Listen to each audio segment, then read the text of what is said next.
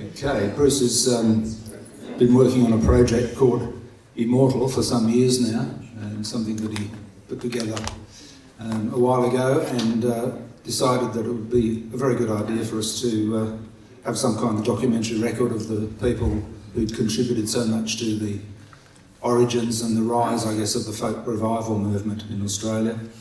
And so he recruited quite a few people around the country to work in that area, and everybody put their 10 cents worth in, and Bruce then had to go through all that and work it all out and turn it all into some kind of manageable and accessible experience, viewing and listening experience, which in fact he did. So it features all kinds of things. It features recordings, it features photographs and information about various performers and so forth. As he's about to tell you, even though it's been going for a while, it's still going, and we haven't come to the end of it yet, so I think it's going to grow a lot. Bruce. Yes. Okay, thanks very much. So it's really great to be following on from that last amazing presentation, because I think this one is complementary to that in a lot of ways. There is so much valuable information that's sitting in archives that are undiscovered, unlike that particular archive, which is one about making archives available.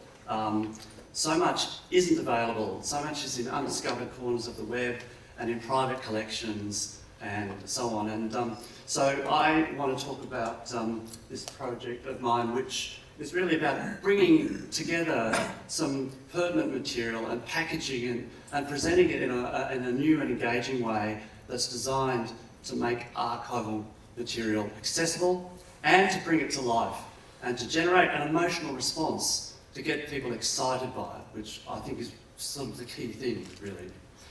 So in 2025, I launched a video called Immortal, as Graham mentioned, which celebrates those in the Australian folk scene who are no longer with us, but who have left a lasting and important legacy through their music, their inspiration, their passion, and that have reflected and shaped Australia's changing identity over the decades.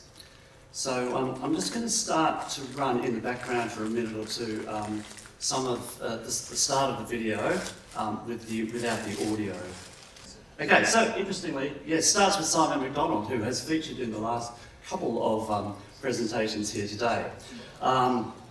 Anyway, so what the video Immortal does is it runs for about 60 minutes. It celebrates about 80 individuals and also acknowledges another almost 200 from every state and territory of Australia. It uses photographs, video where available, audio recordings, and it attempts to capture the essence of these individuals, their lives and their creative and cultural contribution. It's not just singers and musicians, it also includes significant people in spoken word, in dance, in collecting, and also in event and festival organising. And it includes representation from across Australia, every state and territory. So what inspired me to do this? Well, I came across this little thing here, a PowerPoint thing called Gone But Not Forgotten, which was put together by a New Zealand folk legend called Chris Priestley. And it's basically a 20-minute PowerPoint slideshow. It has about 4 songs in the background, all by the same artist. So I decided, this is actually brilliant, wouldn't it be great to do this for Australia? And that decision ended up costing me a massive number of hundreds of hours, but they were, well, I shouldn't use the word cost because it was actually an incredibly exciting and wonderful thing for me to do just on a personal level. I learned so much and I made so many fantastic connections. But anyway, so this was the inspiration, but I decided to do a few things differently. Firstly, I loved the idea, but I hated the name. So I came up with the name Immortal, which I think is much more evocative. I also decided to use audio representing each person featured. That was often not very easy. I decided to use video of them where possible. Also often not possible, but in a lot of cases it was. And I decided to make it national, representing the many regional folk scenes we have across Australia. And our population is 5 times as big as New Zealand, so that meant it was at least 5 times as big a task. So my work was cut out for me. So how did I go about it? Well, Graham has alluded to it to some extent. I did use a very, very collaborative process, and that's evidenced by the list of acknowledgements. This is a few people here at the start who were really, really particularly helpful, like so much went out of their way to provide me, and got excited by the project as well. But beyond that, there were quite a bunch more people, and this is screenshots from towards the end of the video where I go through the credits. So what I did at the start is I asked about 50 people with a long association with the Australian folk scene to send me their top 10 people who they would include. They had to have passed away, and they had to have made some sort of contribution. Their definition of folk I left up to them, because there is no definition of what folk music or folk culture are, so I left that up to them. And I also asked them who else I might contact, so it was a bit like a sort of a tree of information providers. And those information providers included people that know a lot, but also relatives, loved ones and friends of some of the people that were there who might be able to provide resources about them, recordings and photos and that sort of thing. So this then snowballed to over 200 people who contributed to the project in various ways. I got people, material from family and friends, as I mentioned, and I also trawled the web using more and more sophisticated and specific searches, and that led to a lot of fantastic things. When none of those methods worked, I did go to the National Library of Australia, particularly for getting audio was the most difficult thing to get. I wanted, recording, say, Graham Squance that we just saw the bit of there. In the end, there were no published recordings and nothing I could find in the National Library's oral history collection, but through contacting all sorts of various people, I got onto a fellow called Kenny White that used to perform with Graham Squance, and he had a cassette. He had a cassette that was of a live recording in a hall made in 19 something, 68 or something like that. Really poor quality, but it was there, and so that's the way. Now with the National Library, it is difficult to access a lot of their stuff if it's not already online. If it's been recorded on a cassette, you have to pay $19 to get access to it. They'll digitise it for you for $19. And if you have really no sense of what's on it, there may be a description, but it may not be that helpful. Popping off $19 all the time becomes a difficult thing. You have to make decisions about that. So, but I did do that a few times, and once that's done, it is digitised and then it is put online. So, there's a few there, and you're welcome if you're after any of them. But it is a bit of a barrier, that financial barrier. Anyway, I also want to mention something called the Australian Folk Blogspot, which is a sort of website that's got old vinyl recordings that have been digitised and that aren't available in any other way. And they're fairly relevant. It's quite it may be a little bit copyright dodgy, and I had a bit of a conversation with the guy that runs it, who wishes to remain anonymous. But if he finds out that somebody is wanting to sell, has copies of any of these recordings and they want to sell it and make money out of it, he immediately takes his stuff off that site. So I think it's actually an ethical and really a beautiful thing. Anyway, yeah.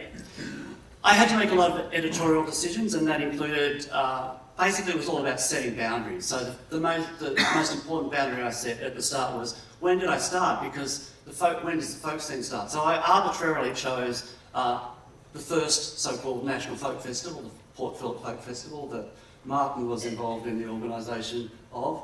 And so people who had died from that point, from that year, 1967.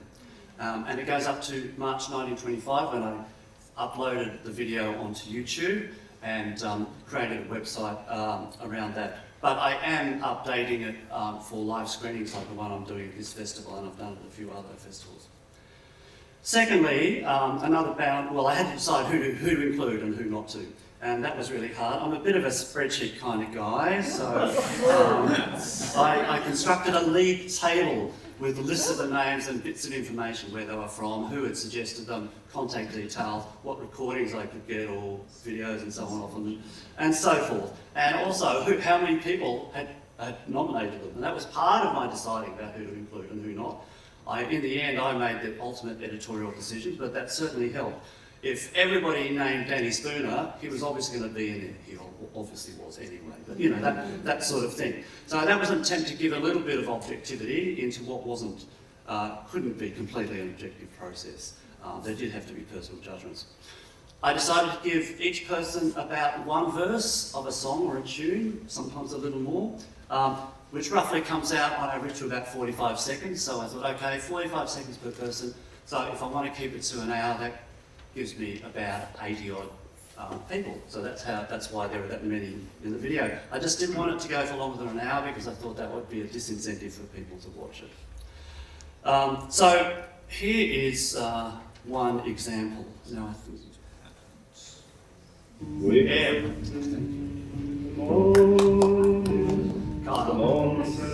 That's just one example. Your mother shouted on the stairs, and you know she's winning the fight. So you ventured out in the backyard, for you know it's getting late. And it's down the stairs and up the road and through the factory gates. Turning steel of the earth, as in the jockey's spin. If you felt like me, you're all right out and the road back in. So that left about 200 people that I thought would be worth including, and I decided that one way to do that would be just to at least acknowledge them somehow rather than leave them out. And what I did was I did photos like this of them, 6 at a time, and I roll them through. And if I can get this to work, this is a very, very sped up version of it without any music in the background. So this goes for about 6 or 7 minutes in the actual thing. So at least these people are acknowledged, and yeah. I also had to make decisions as technical as what aspect ratio I would use. And in the end, I decided to go for the old 4:3, which is the old TV and the old sort of format rather than the wider screen, partly because it says archive to me, I think, you know, and also because sometimes I only did have photos in portrait mode that couldn't be spread out. If you crop them that way, it would be ridiculous. So if I had a wide screen, there'd be too much empty space. So like little technical decisions like that had to be made. Cognitive overload in terms of how much I had to decide to do that, but it was all good fun. The other big decision I had to make was what order I would put people in, and I thought about all sorts of different things, by region or by theme or whatever, and in the end I decided to just put it in the order that people died, because that was completely neutral. And when I did that, it actually did interesting things. It means that you get people from different eras, because some people lived a long time and some people died very young, and they come one after the other. So it's not sequential, it's a bit random. And I think that's actually really good, because that's what the folk scene is like at any one time. In terms of who's there, there's older people and younger people, and people with different sorts of, in a sense, in different eras in their culture. But you can also see gradually over the decades, you can see changes in styles and culture as well. So I think that was something that worked out really, really well. So,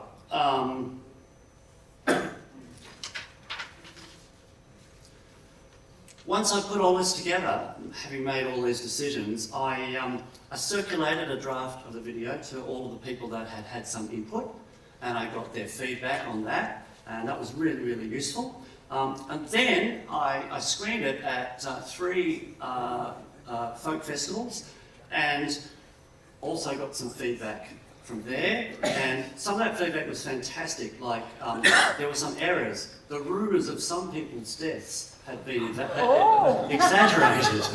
So it was really good that I was able to fix that up before I put the thing up on YouTube. Lauren knows a little bit about this.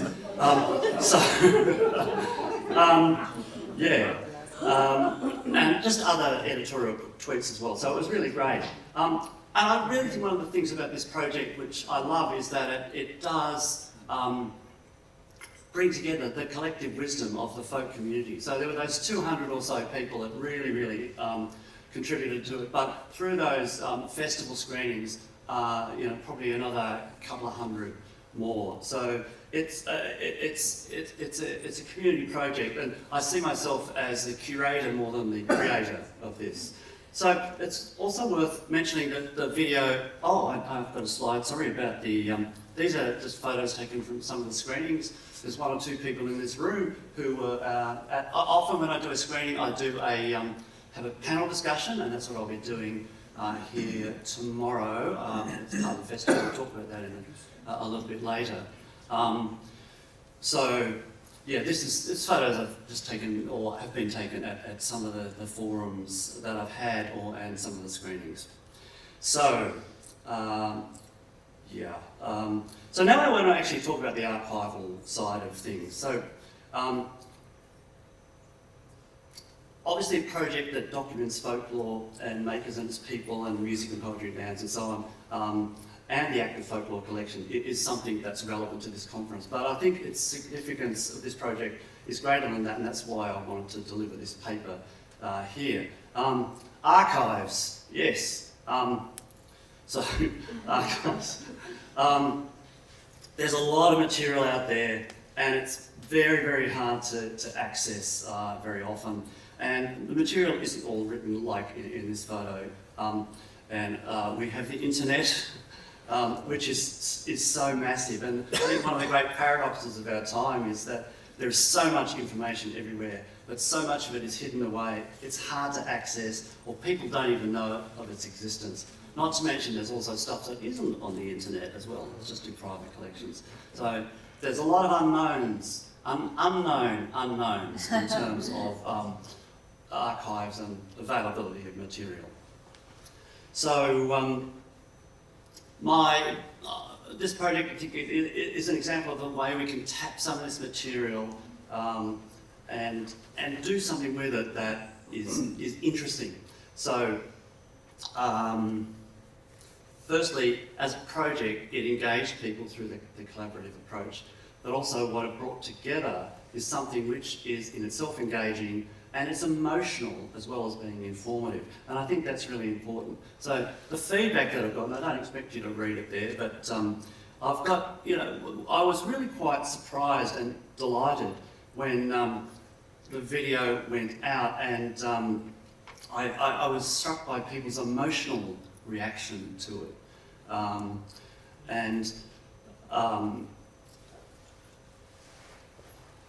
This was actually quite emotional for me as well. And I think in the end that's what matters the most, because when you put together something that's not just tunes or songs, but it's people's lives and it's people's friendships, and people often make comments that they have seen their past and the important and loving parts of their lives and people that they remember and friends, as well as the beautiful music they made. And I found this doing the research, to rediscover or discover for the first time a lot of this music. It was really, really, really something.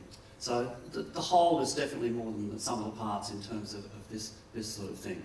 So I took care as the curator to put the material together in as unobtrusive a way as I could, to let it tell its own story. So there's no narration, there's no authorial voice, And there's minimal use of text, just basically to identify people and the tiniest bit about them. As you saw that Colin Dryden extract before. So it leaves the material to speak for itself, so that the viewer is immersed in the actual art and the actual personalities, not the creator's vision. And by making the product bite-sized as well, but still very nourishing, it encourages people to seek out more. Like, I don't give everything, there's just the tiniest little hint, and people often say, oh yeah, I want to find out more about this person or that person, and so on. And I think the emotional part of it is valuable in itself, but it's also important because when people get excited about something, they want to seek it out some more. Like, I want to follow up that musician and their music, or I want to go out and go back through my record collection, if I can still play it, or CD collection, or whatever, and listen to those things again and relive all that. And even look through the archives myself, they say, you know, for material that's there. So it's a way of getting the archives being more used. And so one example of this, which is a really good one, is Jane Bauer from South Australia did a broadcast on her community radio show about based on Immortal, and she made her own playlist of songs by a lot of the artists that are featured there. And then she did an extended version of that and has put it up on SoundCloud as a file there. So some of them are the same songs, but in full that I've got on the video, and some of them are different songs by the same people. So that sort of thing is happening, and I know of other people that have said, oh, I've got some video of so-and-so, I'll pop that up on YouTube, and they have done that. So it's actually expanding what's available to more people, which is, you know, a wonderful thing, I think. And in fact, in Brisbane later on this month, Dave Casanis, who's sitting at the back, has helped organise an event where they're going to screen the video and have a night of music that's sort of based around the artists, the Queensland artists that are in there. So I think this is just, you know, absolutely wonderful. Also, I've got a page of links on the website of the archival resources and other resources that I use that people can go to help them do that sort of thing that I'd love them to do. So the video is on YouTube, which you can get to either directly through YouTube or via the web page that I've created. And it's not just, this project in a sense is not just a static video. At the moment the video is static, but I'm probably going to do a supplementary video. A lot of people passed away, particularly at the end of last year, but very important and influential people, and so I think it's worth doing that. But I keep that video there as it is now because on YouTube, unfortunately, you can't edit a video and put it back up because you lose all the viewer stats and you lose all the comments and so on. So that will stay there, but there'll probably be a supplement. But the website is live, and you can get to the video through the website and look up all those other bits and more of information that I point to in the website, and I'm editing the website regularly. I'm doing a much simpler job than Laura did. I've discovered Google Sites, which we may hate Google, but they make it very easy to make a website. So yeah. I am also, as I mentioned, doing screenings, and tomorrow evening we're going to have a screening of it at, as it says there, and as well as screening, we're going to have a fantastic panel. We've got Warren Fay, Martin Wyndham-Reed, we've also got Judy Small and Mandy Connell, and so they will be reflecting on their observations of this video and what is in it, what it represents. So, Mark and I are only doing it because we're grateful we're not in the bloody... Absolutely.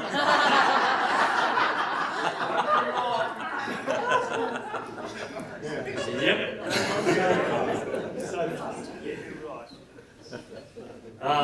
I just want to mention, I'll finish up in a second, I just want to mention a couple of other things. That I have been screening video at festivals like this one, and that's been just a wonderful thing. But also I'm hoping to, I haven't done this yet, but I'm hoping when I get a bit of time to talk with the National Library of Australia and the National Film and Sound Archive to include the project in their collections. And I'm also got this idea that someone came up at one of the screenings that I did, came up with this idea of screening the video with some people who have a lot of this sort of history and know a lot of people in it, and pausing it when they've got a story or an anecdote and getting them to tell that story or anecdote, recording that and making that in effect an interview. Because just, you know, you can talk to somebody, you can do an interview with somebody like, you know, what we just saw, which was beautiful with Warren and Martin. When you get a stimulus like this, you see, you know, Paul Marks pops up, you know, in the video and that sort of thing. When people like that pop up, that's when the stories might come out that might not come out any other way. So I think that's going to be quite exciting, and I hope that the National Library is interested in doing that. And I would also just welcome any ideas that any of you have about what more can be done with it. So I don't know whether we're sort of over time. I don't know if we've got we're allowed to have questions, but I can stay for a little longer. So, does anyone have any questions? Is it mostly singers or is it musicians? It's singers, it's musicians, heaps of musicians. It's also collectors like Wendy Lowenstein's thing and John Meredith. Sorry? And dancers and spoken word. And event organisers, Bill Horace has just been added to it, for example, and then other people that their main thing was, you know, running festivals and so on. It's a contribution to the folk scene that we have. So it's definitely not just singers. No, that might have been in the examples you saw, but yeah. Is Richard Evans there? Richard Evans is in that bit at the end. Yes, yes. So instrument makers too. Yes, I didn't think to mention that. Yes. Yeah. Yes. Bruce, when you screened it at Newstead last year, Yes. I was very glad that it was in the butter factory, because afterwards I needed to walk back across the river. Sorry, can you just speak up a little? Because that Victorian part was my experience as a schoolboy and an adolescent and into adulthood. And then, more recently of course, helping Danny Spooner when the beloved Falcon broke down at Tobago in the last months of his life. And that whole lived experience suddenly became lived loss. So thank you, Chris. Yeah, thanks. But that's what's, it is so wonderful seeing these people, hearing them and seeing them again, you know, and at different stages of their lives. And yeah, I think it's, as I say, it's that emotional thing that makes it both. It's something that's not usually done in archival projects. Like this isn't a documentary. I see it as an archival project, but it has the impact that things like films and movies and so on do. So yeah. Thank you. Thanks. Thank you very much.